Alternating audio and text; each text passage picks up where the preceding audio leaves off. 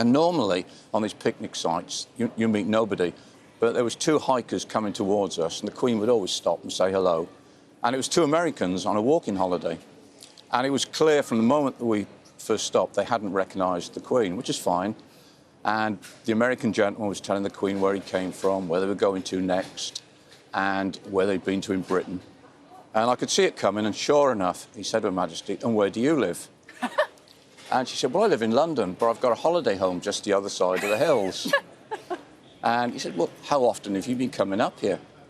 "Oh," she said, "I've been coming up here ever since I was a little girl, so over 80 years. And you could see the clogs thinking. He said, "Well, if you've been coming up here for 80 years, you must have met the Queen." And as quick as a flash says, "Well, I haven't, but Dick here meets her regularly." So the guy said to me, "Oh, you've met the Queen, what's she like?" And because I was with her a long time and I knew I could pull her leg, I said, "Oh, she can be very cantankerous at times, but she's got a lovely sense of humour." Anyway, the next thing I knew, this guy comes around, puts his arm around my shoulder, and before I could see what was happening, he gets his camera, gives it to the Queen, and says, "Can you take a picture of the two of us?"